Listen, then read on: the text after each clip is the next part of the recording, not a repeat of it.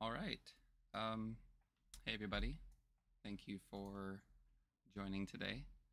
Um, if you aren't really aware, today's stream is going to be focused on basically some dimension style stuff, some ways to drive room notes to your drawings and keep those room notes linked to the room.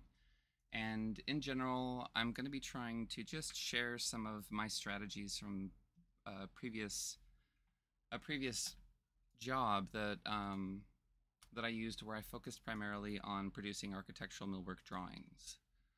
So, um, I had already kind of planned to do this, but somebody had actually asked a question that relates to this quite a bit on one of the videos, and so I figured this would be a great way to lead into this. And the question was basically, how do I, well, they were asking something that I don't think the software is capable of, but I think what they were wanting to know about ultimately was, how can you set up dimension styles or just sort of presets for the different views that you use in the software, so that when you put an elevation at 1-inch scale on your drawings page right next to a section view at 1.5-inch scale, so that the text is the same size. And that's a good question. It's not super complicated, but as is the case often enough, it can be a little bit confusing. So it basically amounts to dimension styles. And what I mean by that is, we have layers up here and we have dimension styles. And so I've got a couple of different layers that we've got, and I made a new one for this video. So this is essentially a layer schedule, is I think that's the official term for it. And so this is the one way that you can access pretty much all of the views within Cabinet Vision from the same screen, rather than, going to the plan view and editing things about your layers from the plan view and then going to elevation and making changes there. From this view, you can actually access all of these different ways that we can look at different things in the software, and you can change how they get displayed. So for this particular example, the two things that I'm really concerned about are just my elevation view in general, and then my assembly ortho end view. And so before I get into that too much, one of the things that I'd kind of like to point out is the height value for fonts, for leaders, for whatever.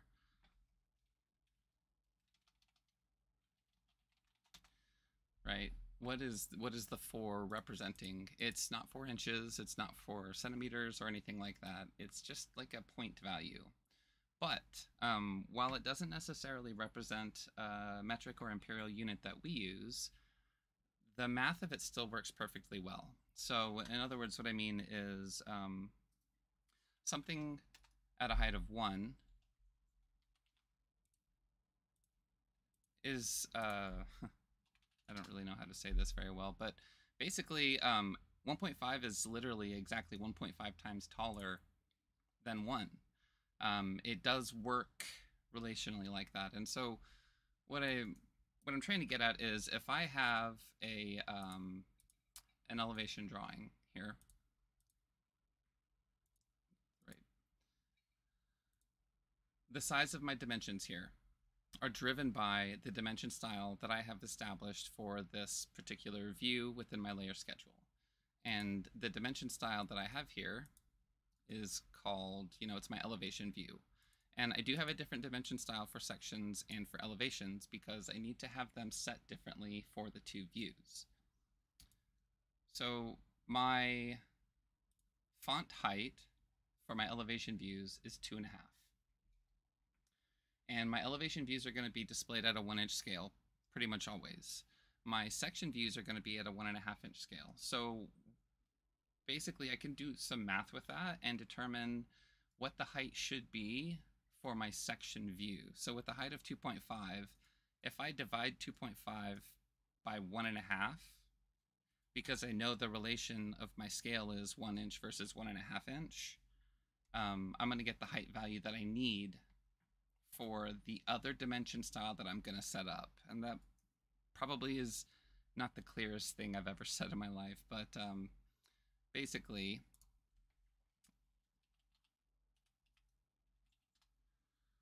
this is going to be the height that I need to set for my section dimension style. And you can see that I have done that already. So my height is 1.667. And so what that's going to amount to is the height of all of these annotations right now is 2.5. So if I send this to drawing, and then I go into my ortho end view here, where my dimension style is set to the AMA ortho end view that I created. So the font here, and I'll just show you rather than trying to explain it, right? It's set here to AMA 6 section. And we just saw just a moment ago that if we look at this here, the font size is 1.667. So anyhow, if I then take this drawing and I send it, I create a scene with it, right? When I go to my drawings page, I set my elevation to 1-inch scale, and I set my section to my 1.5-inch scale. What you will notice is that my annotations are sized exactly the same. And so whoever that person was that was asking that question was basically trying to figure out, how do I do this? Or that's the best way that I could interpret what they were asking. And so setting up dimension styles that are specific to the different views that you're going to create drawings with is a very useful way to create just a tremendous amount of consistency across your drawings. It makes them much more readable. If your different displays of what you're building at their different scales all have the same sized font, that's something that I really believe defines a particularly high quality drawing, is just the consistency like that. So, okay, now that we've got dimension styles set for the different views that we're going to use, one of the things that I have always found to be just difficult is the whole process of creating drawings within Cabinavision. And the last video we went over some of the tips and tricks I have for working with the sections, but this one is going to be more focused on actually putting the drawings together. And so taking the time to be planful with this is going to save you a lot of time on the back end. And what I mean by that is don't just jump in and start drawing rooms and sending drawings and then after a while start working with your drawings. It's much better to really, really be planful. And a lot of times different rooms will have different specs. Usually I found on large scale projects, the general specs would be the same in terms of what the core material is going to be, you know, the grade of laminate, for example, not necessarily the color. The color can certainly change, but like the grade of laminate or the, you know, the requirements for the drawer guides or the poles for a project are generally going to be pretty consistent. However, that's not always the case. And sometimes you're going to have different requirements for different rooms on the same project. And if you like to draw different rooms per job, which I know some people do that, and I don't necessarily have anything against it, then this isn't really going to help you quite as much as those who choose to draw several rooms within the same job file. So first of all, if you're going to make this work, the best thing that you can do really is take the time to set up some system parameters for your rooms. And I have built some just some dummy parameters that I'm going to use in this example. And you know, maybe one of the things that you like to show in your drawings is the particular spec. If you're an AWI shop, you want to, you know, call it out as premium grade or custom grade or whatever it is that you do regularly, right? And then your core materials. If you pretty much always build with like 11/16 particle board core, you could set this here as a default when you build your system parameters, and then each time you create a new room, you know, it would start out already that way.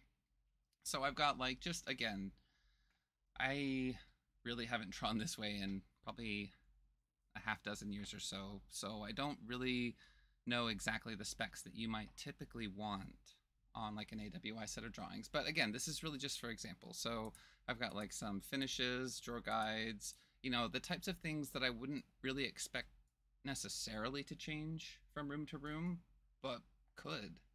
And I've just filled them out with some generic information here. So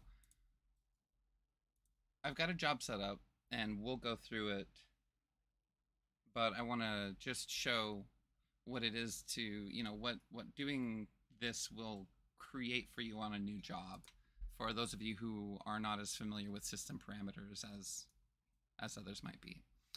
So what we did there just set us up. So now we can come into the room notes, and right here we can type in for each one of these rooms whatever we want. And as you create another room, you get the same set of notes, but now you can change it. And I don't know, maybe you want to do some paint and black melamine or something like that in this room instead. Now you've got these two separate rooms with their two separate notes, which can save you a lot of time when you're building your drawings if you've saved some symbols. And the symbols that you would want to save would reference your room specifications. So as you can kind of see here, my exterior finish is referencing what I had in the room note. And if you go to edit the note, you see here it's, you know, inside of curly braces, it's room.acc room note 3, and acc room note 3 is just the actual parameter name that I created. So if you want to go back and take a look at the video afterwards, and if you're not super familiar with this, you should be able to watch what happened earlier in the video and kind of put 2 and 2 together here. But if you can't and you have questions, just message me and I will gladly help out. So once you get this symbol sort of set up and built the way you want it, when you start drawing, when you start your job really, before you draw your first room, before you name your first room, go through and at the point of creation, set your notes to be what you want. It's really important that you do it at the time that you create the job, because I could be wrong on this, and it may have worked this way previously, but not anymore, and I can't really remember, and I'm not going to make you guys wait and watch while I test it, but I'm nearly positive when you create the job, if you establish your room notes at the initial job creation, each new room you create from that point on will be customized from your standard settings to whatever it is that you established right when you created that job. And if that's not the case, then I would recommend a slightly different workflow here, but let's just assume that it is for the sake of this video. And so anyway, the first thing that you would do really is you just fill out all your job properties. Typically on a title block, you're going to have references to all sorts of information in here, and you should fill all of that out right away. That's just good practice in general.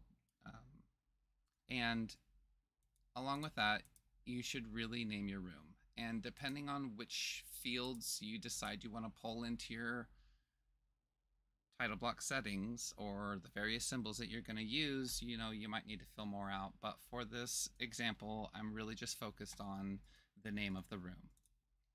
So you want to have your rooms named, obviously.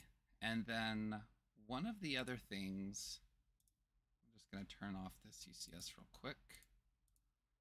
One of the things that I ran into a lot before I kind of came up with a different way to go about it was when you end up with a list of scenes, like a mile long because you have so many rooms in your job,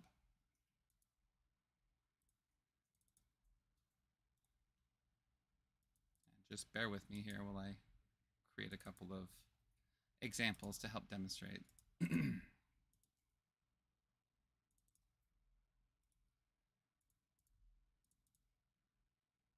So when you create your section views of your cabinets, which upper am I talking about? Which tall am I talking about? Which base am I talking about? What room is it in? What cabinet is it? I mean, if you have a list of 20 or 30 sections in a job and you don't necessarily like to draw a room and present the room, maybe you like to draw all of your stuff and create all of your scenes and then put it all together at once. However you like to, you know, do your work. If you end up with 20 or 30 or 40 scenes that just say upper pair doors, when it comes time to put it all together, it's a disaster. It's extraordinarily confusing and frustrating. So rather than that, if you don't really use cabinet names within your organization, I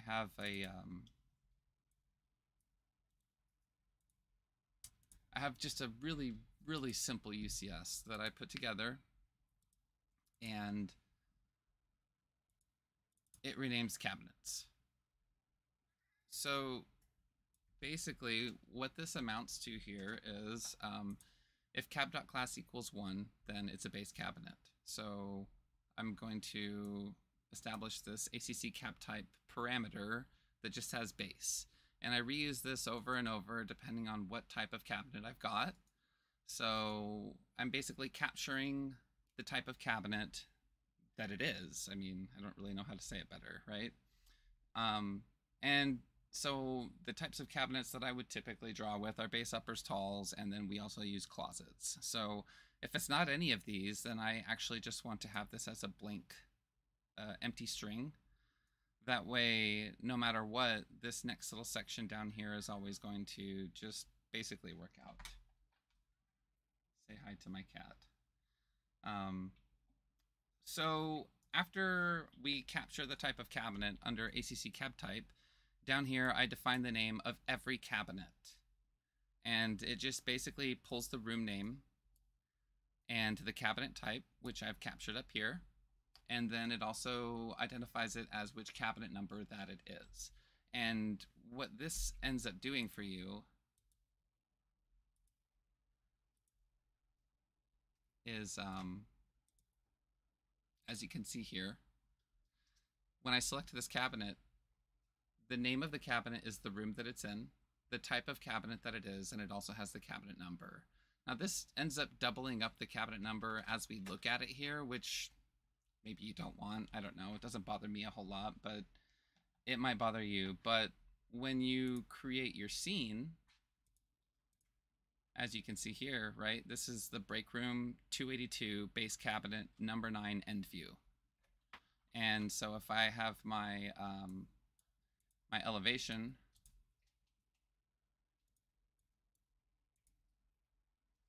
up first, and I know that I need to get, you know, the section for cabinet number 9 here, it's very easy for me to find it in the list of scenes. And so maybe this is of no value to you. I don't really know, but I feel like when you're managing very large projects with lots of rooms and lots of section details, the more organized you can be, the better off you are at the end. So now that I've kind of laid out a foundation for how I like to set my jobs up and the strategies that I use for organization, I'll kind of walk you guys through how I would really build a set of drawings. And actually, maybe I should talk a little bit about this first. So I've got like a really, really generic, simple title block here.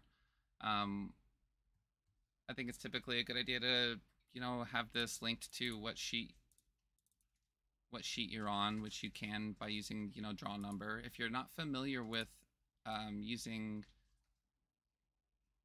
I don't really know what to call this, intelligent CAD notes or whatever. Whenever you're creating a text note, if you click this little dot dot dot next to it, you're going to get a pop out, and you end up with all sorts of different things that you can have your text pull intelligently. I mean, there's a lot here, and you can really do a lot with it. So if you're not familiar with this, I suggest taking some time and really kind of playing around with it. But draw.no is really a way to just automatically populate this with the sheet that I'm on, and it's the number, not the name. If you want the drawing name, that's a different code.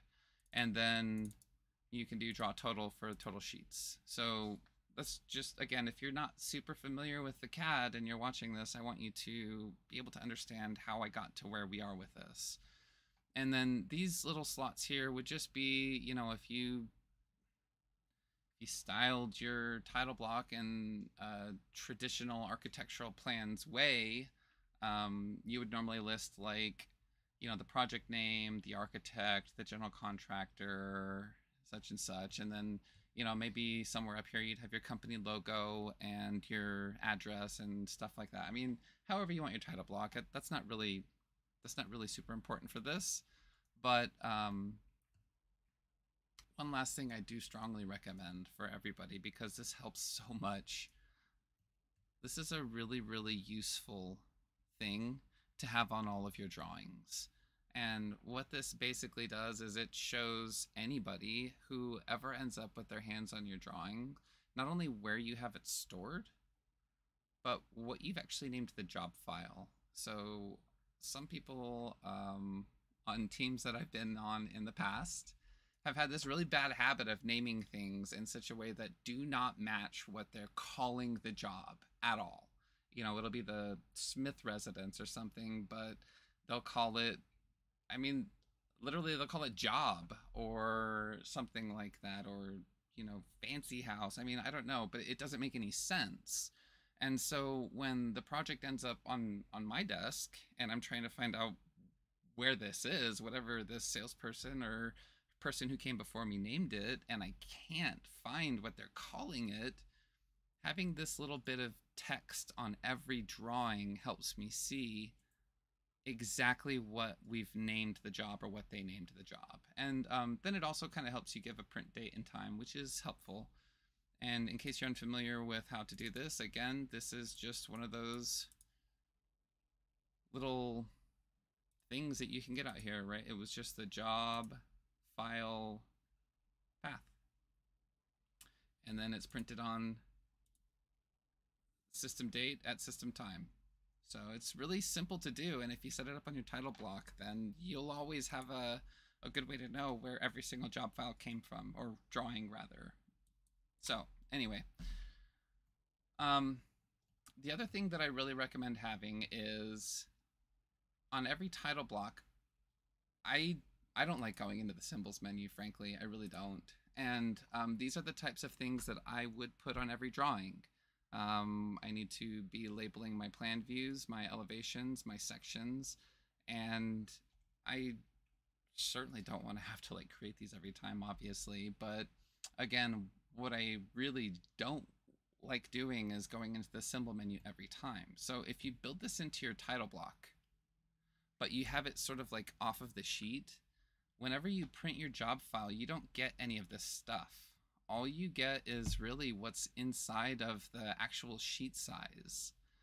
Even these lines that I have over here, which I'll talk about in a bit, will not get printed. So you can save yourself a lot of time by just building a lot of the little CAD tools and symbols that you're going to use regularly right into your title block. Now, the best thing that we could possibly hope for would be to be able to maybe put these section markers or elevations on the scenes themselves. And if you're using scene templates, that's certainly one way that you can go about doing it. I found personally, in the style that I liked to work, that they didn't work for me. And it's entirely possible that that was just a shortcoming of mine. But I feel like I kept running into these challenges that I could not overcome. And again, it's been so many years since I did this that I can't really give more detail than that. But personally, I struggled with the scene templates. So anyway, um, yeah, let's proceed, I guess. So once you've got your room drawn and you've got all of the components placed in it, and you've got your PL markers on your elevation, and you're really ready to start actually creating the drawings, which, by the way, I very, very strongly recommend as often as possible, as thoroughly as you can. Always mark up actually in your model space. Don't modify your drawings much if you can avoid it, because that just forces you to have to focus your attention whenever a change needs to happen in two places.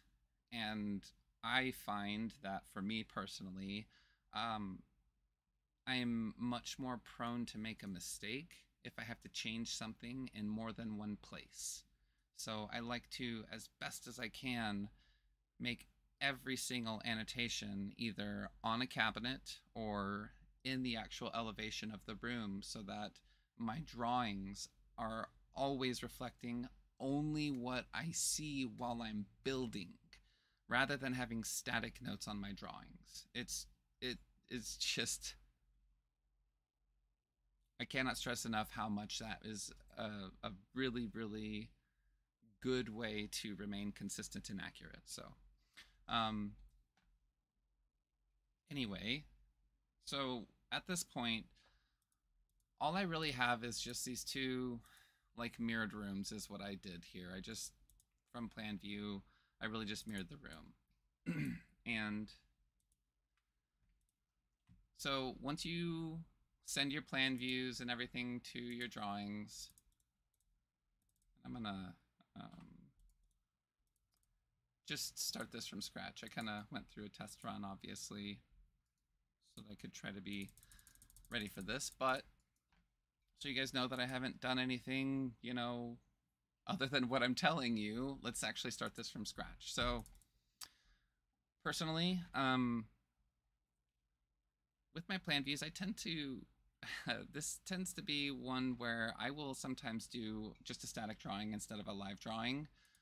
But I think that that was before you were able to hide dimensions individually on walls. And personally, I don't really like showing dimensions that I don't need, but I like drawing complete rooms because that creates context for the person installing. So I don't want all of these dimensions because they don't matter. It just gives somebody something to pick at. If this wall's not actually as long as I drew it, like, I don't care, I'm not building there, so I like to turn it off. But this information can be helpful up here. So I'll live drawing this, and then I did not take the time to annotate this. Forgive me. Like I said, I don't do this regularly, but typically I would expect all of these cabinets to call out their finish. I would expect the countertop, which I've just drawn as a subtop here, to call out a finish. These should really have a lot more detail than I've shown here, but that's neither here nor there.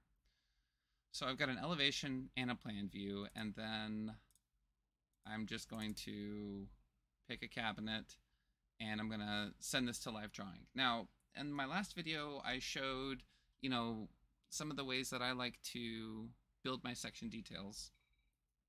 And I didn't do any of that for this, but one thing I'm not sure if I mentioned that is really, really important is this section position slider. If you're trying to show a section detail and you've got this all the way over to one side and you send to live drawing,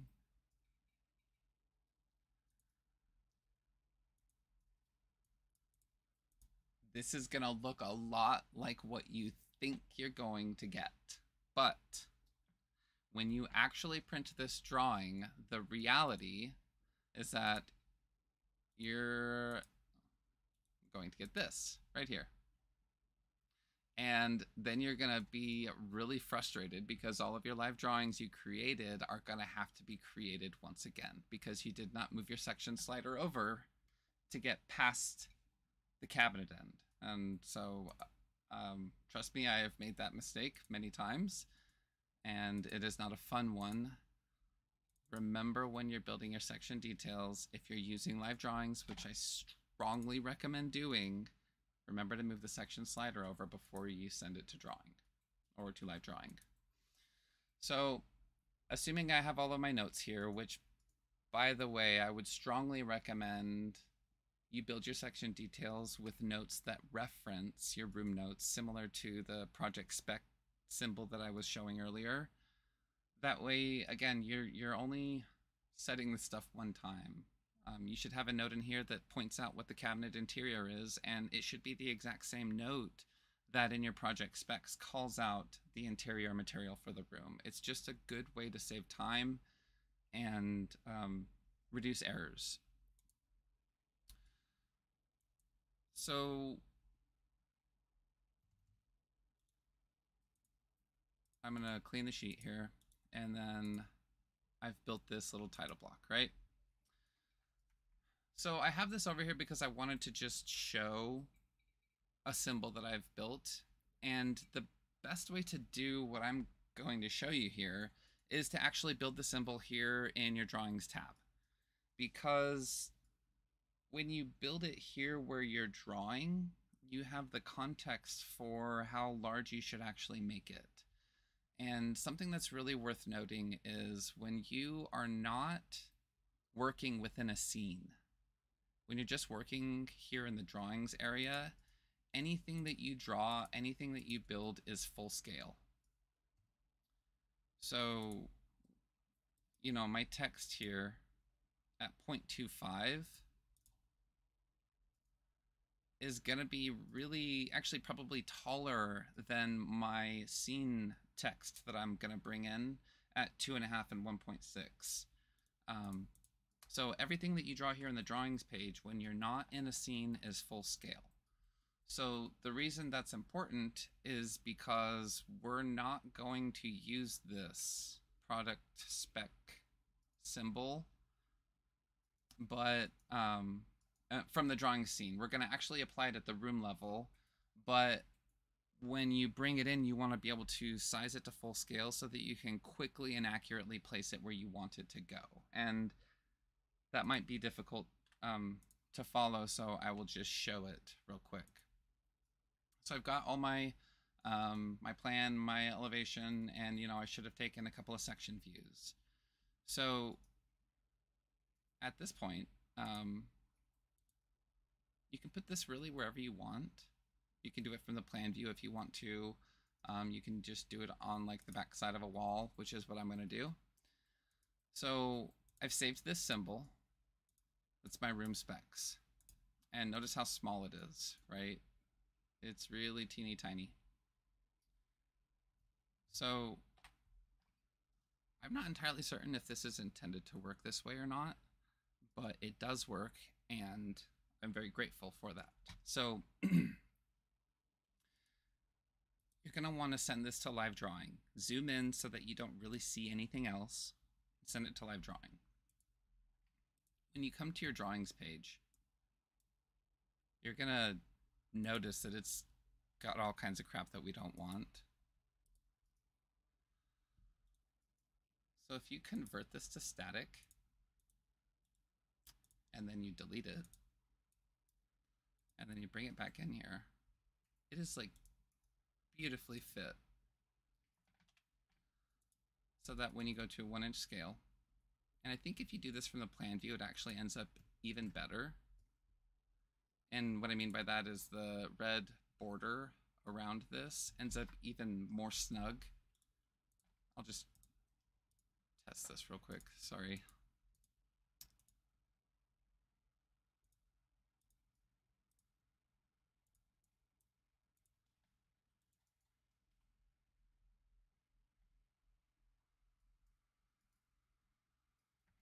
so I've got 2 live drawings. Bring it in, convert it to static, delete it. Okay, so it didn't get a whole lot better, but that's all right. So we want to bring this in at full scale now. And then if you're not familiar with how to grab CAD from specific points, I suggest trying to learn. But ultimately what I'm doing is I'm picking from this corner, and then because of the way I have sized my grid, I have this like really, really nicely spaced away from my title block point that I can snap that to. Doesn't that look nice? I mean, it's way too big and there's a bunch of blank space and everything, but it was so easy to get there. And then check this out. So we can see that this is a static scene. And just so you know, if you send this to drawing here as a static scene, not first as a live drawing,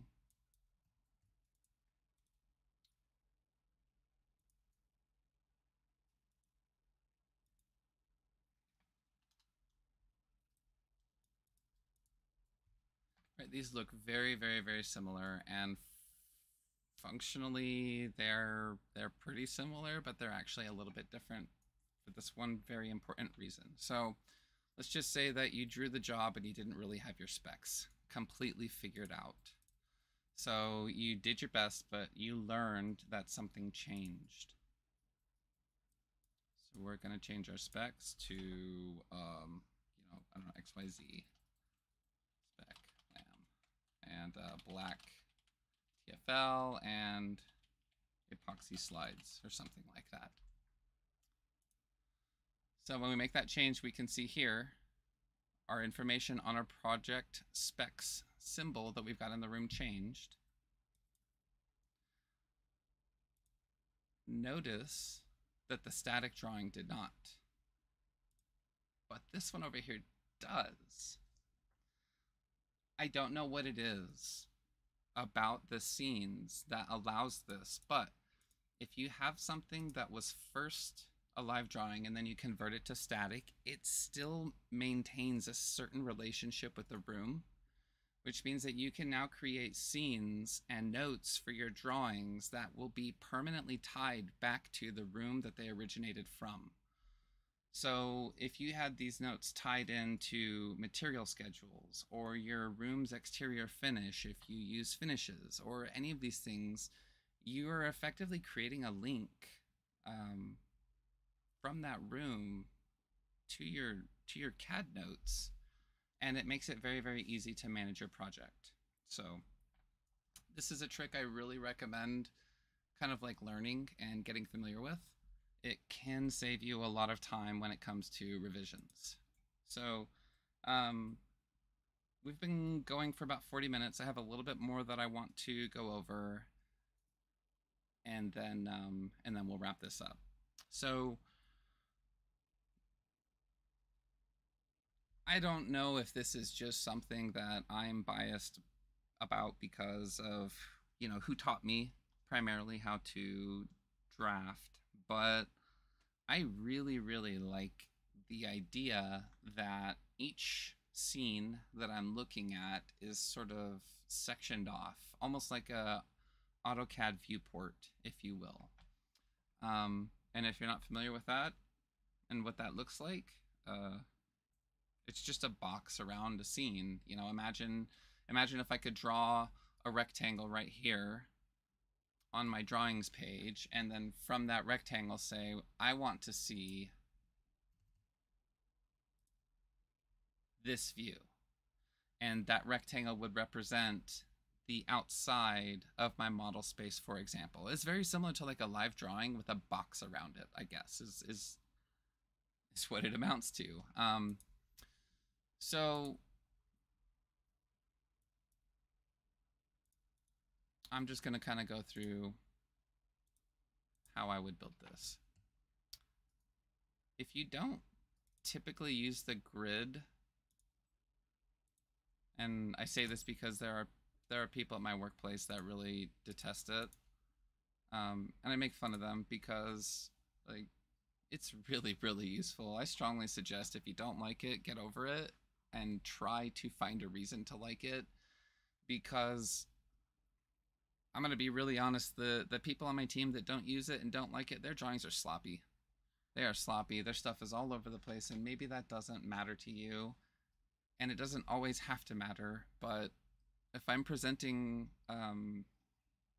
shop drawings for approval with an architect or a general contractor, I want my drawings to be like top notch. I really do. Um, anyway, so I'm gonna convert this to static because I need to get rid of this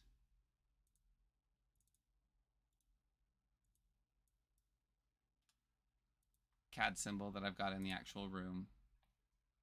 But anyway, so having all of your symbols over here for every scene is a great time saver, because basically you can just go over here and edit it, and you know, I'm already not remembering what room this is, but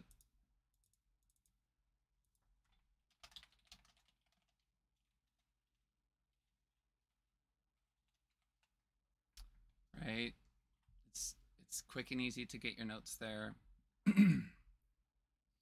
And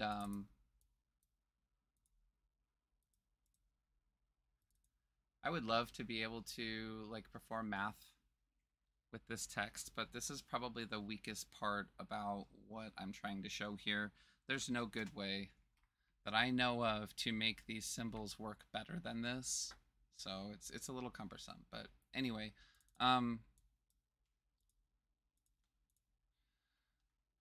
I can't really fit anything else on this page unless I don't have my project specs here. And when I was drafting, I usually used like the first page of a room that I was about to present to show my project specs or the room specific specifications and a plan view of the room. If you're working digitally primarily, use your sheets up. I mean, you don't have to fill everything, every single page up completely. We're not wasting paper and ink if you work digitally. So make it easier to work with rather than trying to cram everything into a really tiny space.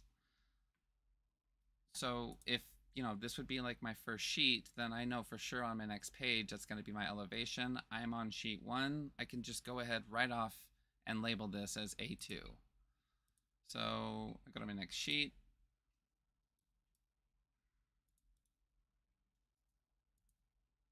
I have my default scale at 1.5 inches because typically when I would be drawing something like this, I would be working with section scenes more often than anything. Those would be the scenes I would pull the most commonly, because a room's only going to have like one plan view and at best maybe a couple of elevations. But the way that I was taught to draw and the requirements that were set upon me at the organization where I learned to do this meant that I drew a lot of sections. So my default scale is 1.5 inches.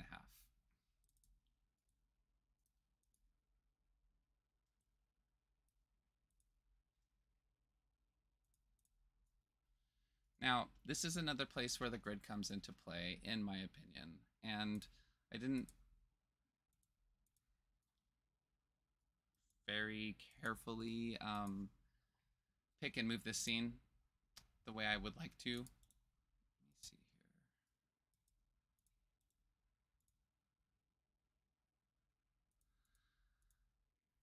Anyway,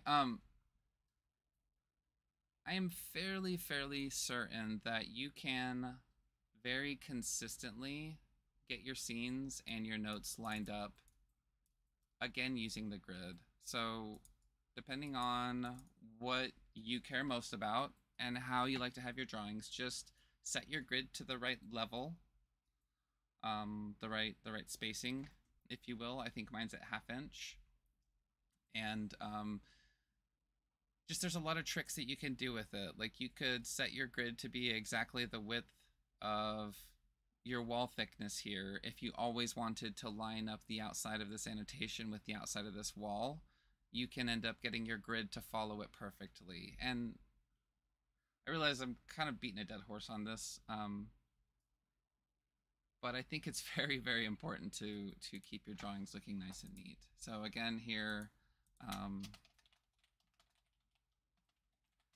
Normally I would all caps because architects like that, I guess, but however you want. So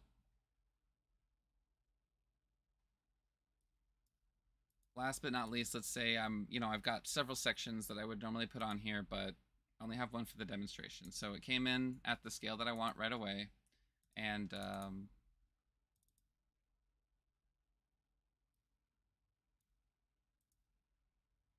we'll say it's this one here.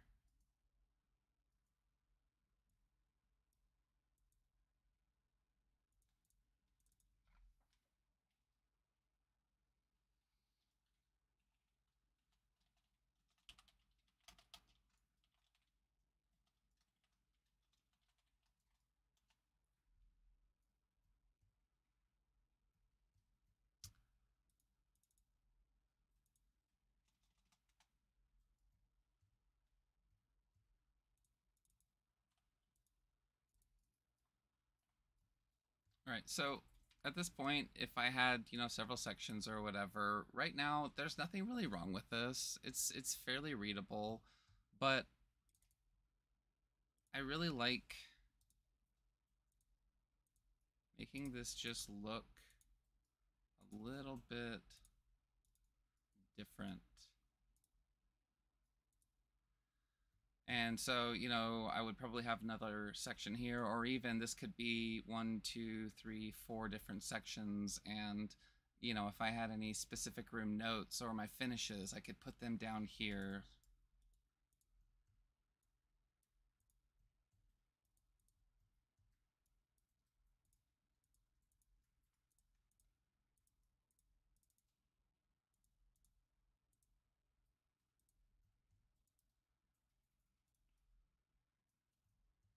And so basically that is the purpose for these lines outside of my drawing scene. I feel like using the offset tool and having them just sort of just outside of view there, but sized perfectly to fit within my drawing space, but not overlapping into my title block, and then using the trim tool to just kind of cut all the extra bits and pieces off real quick, produces a set of drawings that I feel is really, really easy to read, and it really kind of like keeps everything just, I don't know, nice and neat. And that might just be my personal opinion, but I really think that it presents much more nicely. So I already kind of showed that since we did the work with the dimension styles, without me having to even do any work, the dimensions are already identically sized. But something else I want to point out is whenever you like create text on your elevation, it does not by default follow the dimension style. But why not just set it by default to follow that style? And you can do that by selecting the tool, whether it's going to be your leader with a text or whatever, and then before you actually type anything or start creating your note, if you change the height,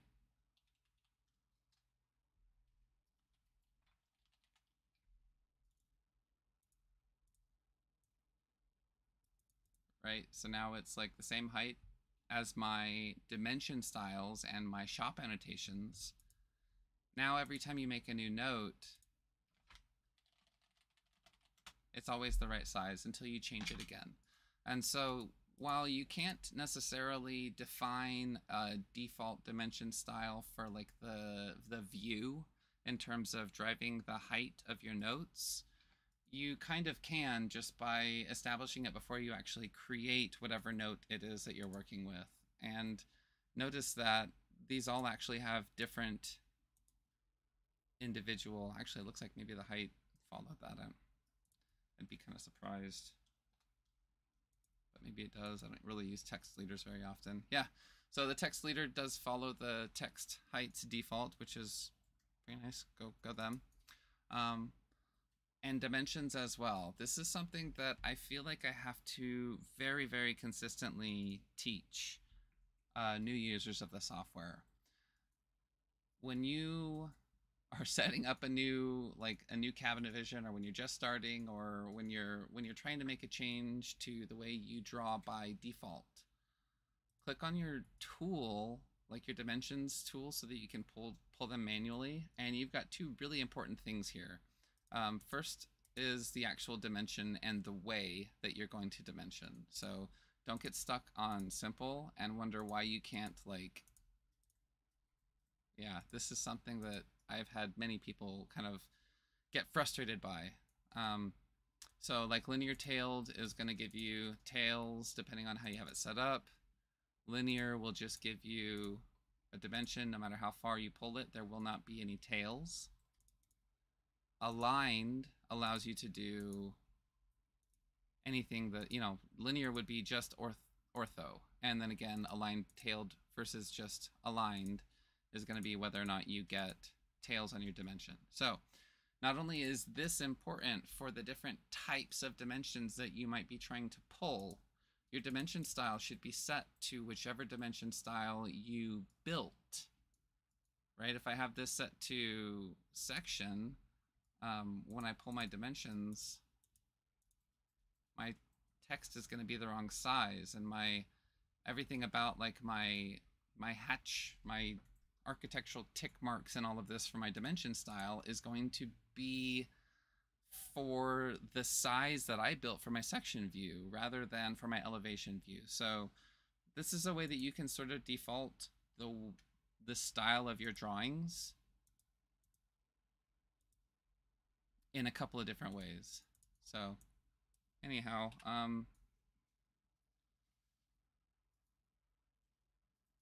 I'm going to mute my mic and grab a drink and just let the stream chill here for like a couple of minutes. If you guys have any questions, fire away, and I'll answer when I get back. If not, this is pretty much the end of the stream. So thank you guys for participating.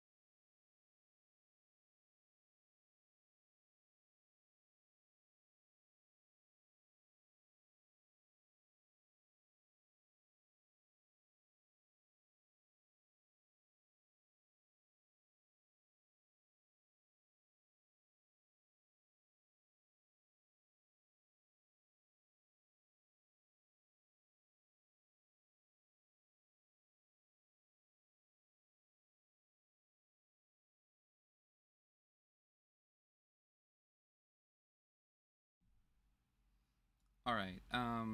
So David is asking what my approach to a detailed drawing is, and I'm assuming, correct me if I'm wrong, David, you mean just like any specific detail, or like a section of an assembly, or, you know, like a full dimension molding detail?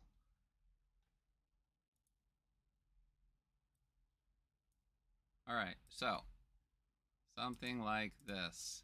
Yeah.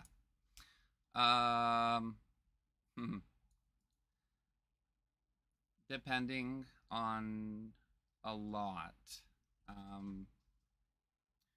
These to me look like a lot of really typical details that if I could, I would build symbols for and keep them ready to pull. But, geez, it's kind of hard not zooming a little on these. But, I mean, these are really, for me, this is all just, You build it once, and this is the typical style for how you do it. And I would even argue that like a sheet like this, if it was typical details for me, this would be a title block probably. Um, However, obviously this is not typical at all what we're looking at here. But a lot of these smaller details in my mind are kind of like how you might have an applied panel that flushes out with the face of the door or something. Yes, sir.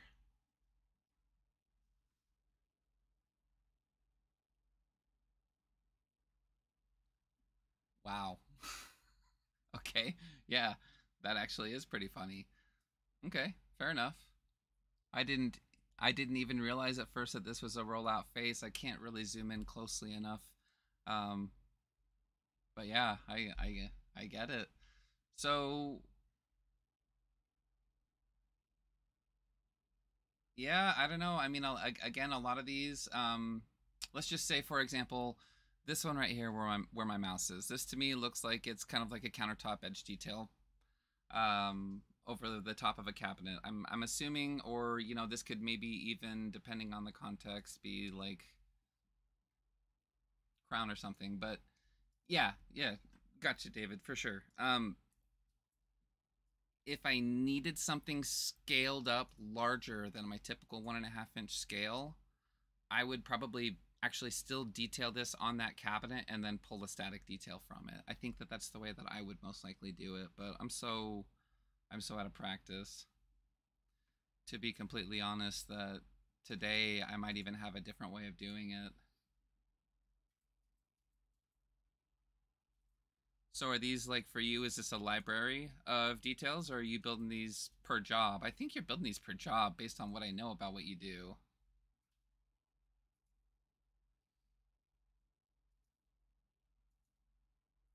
Yeah, yeah, I kind of figured. I think that so I don't want to speak out of turn for David, but my understanding of the type of work that David does is that it is very, very just extraordinarily custom and design and detail driven. So the focus, I think, is like less on large commercial casework projects and more on like really, really nice architectural millwork where it's practically art. And I think David kind of is more in the realm of like function over form. I don't know, is that about right, David? Again, I don't really know a whole lot about your company and the work you do, but I feel like you're less in the like commercial casework and more in the high end custom residential.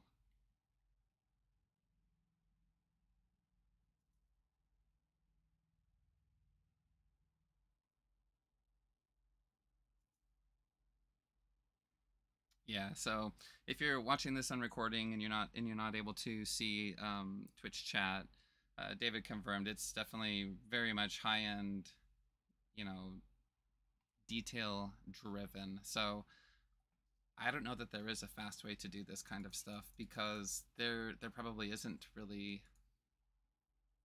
typical beyond little, you know, the way I've sort of talked in the past about what's a custom shop really amount to. It's nothing more than a bunch of really small like standard decisions that they know how to make when presented with a problem. But I still think that, to a degree, it's maybe over the course of a decade you build details that you can pick and pull occasionally, but I imagine a lot of it's really custom.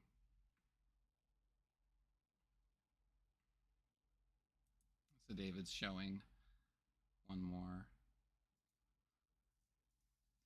Ugh, jeez.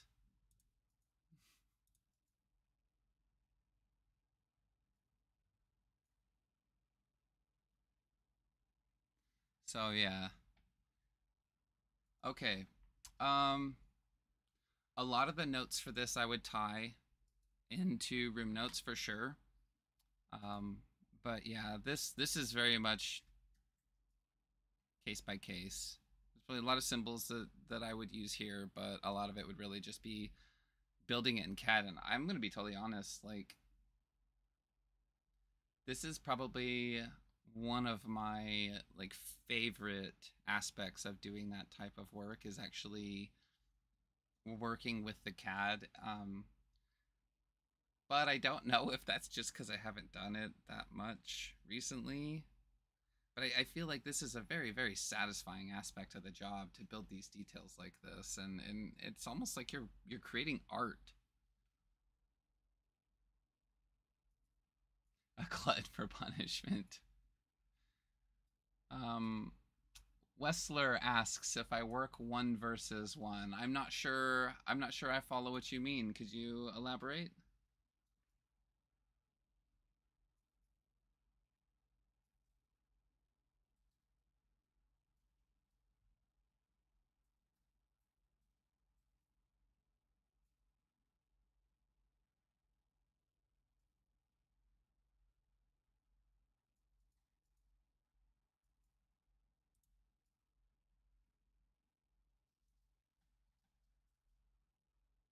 Oh, I'm absolutely.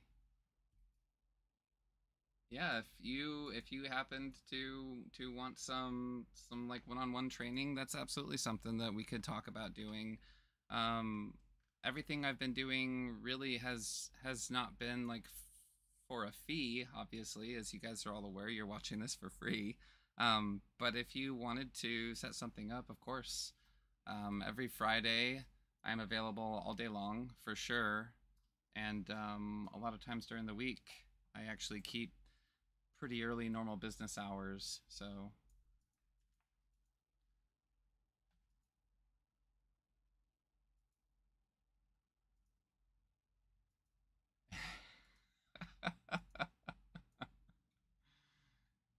yeah, Jim, I think that a few of us definitely really do appreciate like the just the artsiness of it, which is a weird thing to say because again, for so long I would have argued I'm not a creative person at all, but I really do appreciate a nice looking drawing. I think it's something to be admired. So, anyhow, thank you guys all once again very much for showing up. And I would like to actually ask those of you who are still here right now. Hey, good, Jim. That's awesome. He finally admitted that he's an artist. That's really cool. Um, I don't really know what to do for the next video. I don't really have anything else. I feel like is obvious to try to share. And I feel like for the questions that I did receive, I've tried to cover that content to the best of my ability. And I don't want to. I don't want to just build these about things that I like. I really want to make sure that this is still sort of like a community involvement thing. So, those of you who are on the Cabinavision forums, um, let's have a conversation about it for sure. And anybody who might have learned about this through LinkedIn or maybe just got shared the video or the stream link, if you can, questions on the YouTube videos are really great, or just really anywhere that you guys can manage to get an email to me or a question of any sort. How to write a UCS? Yeah, I that is actually one that I've been thinking a lot about. And actually, David, let's if you don't mind, maybe just chat like a little bit about this topic because this is something where I feel like there's a lot of I think we all basically who know how to write UCSs will tell everybody read the help file, go through the exercises, right? But I don't know if that is a turnoff. I don't know if some people don't find it to be enough. I don't know if there's, a good strategy to approach it. Should it be approached through Cabinavision or should it be approached, more from a like a programming point or something? So, yeah. Yeah, you're right. I mean, they are complex and so I don't know. I guess what I'm trying to say is I think that it would be very helpful for me to explore, the vocabulary that I might want to use or the strategy for teaching someone how to actually get into this if I had a lot of input from a lot of the sort of community veterans in this area. It would really help me get my words in order. It's such a complicated subject that I worry unless I really get some good input from some of the community that I'm just going to ramble for a half hour or an hour about it. Um, so Wessler is asking if I use AlphaCam, and I have used AlphaCam. I have trained on AlphaCam in the past, um, but I do not use AlphaCam in my day-to-day for work, and really haven't ever used it professionally on a regular basis. So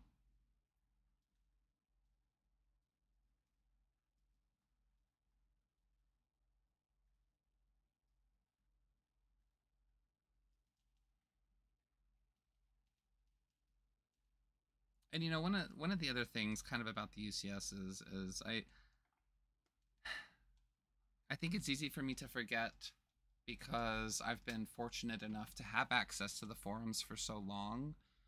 There are actually, I think there's a large number of people out there who are using the software professionally, and not that they're using like a cracked version of it or something like that. They pay for it, and it's a legitimate licensed product, but you know leadership at their organization doesn't necessarily want to pay for support. And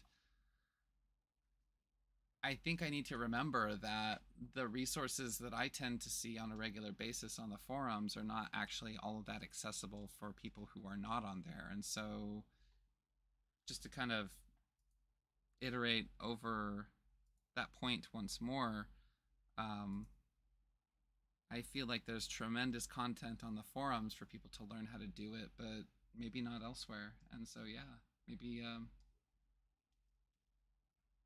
only one for each. Yes, I agree, David. It's always a funny thing. You see just rows and rows of it. So, anyhow, 2 weeks until the next video, and I do think that maybe this is a really good topic. We could talk a little bit about building, a super typical UCS that could benefit most people, and maybe just go through a little almost like workshop of building one. So, thank you guys all again, really, and I didn't mention this, but I might as well. I don't know if anybody is really noticing much of a difference. I still need to work on my setup a little bit, but over the last couple of weeks, I anonymously received a gift of a new mic so that, hopefully my stream sounds a little bit nicer. It's a sweet mic, and the guy that I posted on the Cabinavision forums and sort of like thanked anonymously everybody, and this guy, Nathan Beaudry, just he kind of claimed right away, hey, he wanted to help out in the ways that he can. So, Nathan, if you're on and you're watching, thank you. I very much appreciate it. It was very kind. And otherwise, you guys should check out what Nathan's doing. He's got a pretty sweet shop for sure. Um, I think right now he's actually in the process of finalizing a really, really nice, pretty automated work cell where he's got his panel processing happening at night, and just a lot of his setup is really sweet. I definitely recommend checking it out. What is the name of his company? I wish I remembered. I can't recall. Jeez, that wasn't very good of me, was it? Let's see if I can look it up real quick.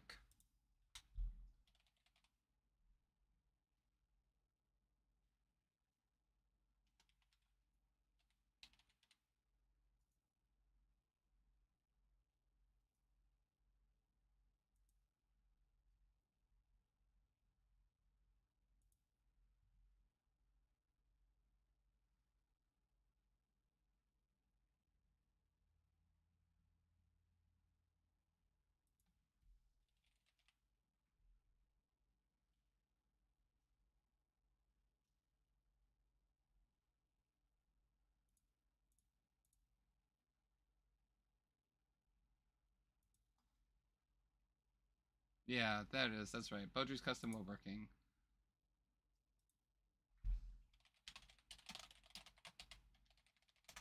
I think he's in California, if I'm not mistaken. But and I don't know. You know, I've not really taken much of a look at his website, but I do know that right now he is, again, he's just in the middle of doing this really, really awesome work cell implementation, and I would imagine he'd actually really like talking about it if any of you guys are interested. He's a really nice guy, and obviously produces some really nice stuff. So anyway, I just figured I would just give him a little shout out. I really appreciate the very kind gift, and feel like he deserved a little recognition for that. So anyhow, thank you guys.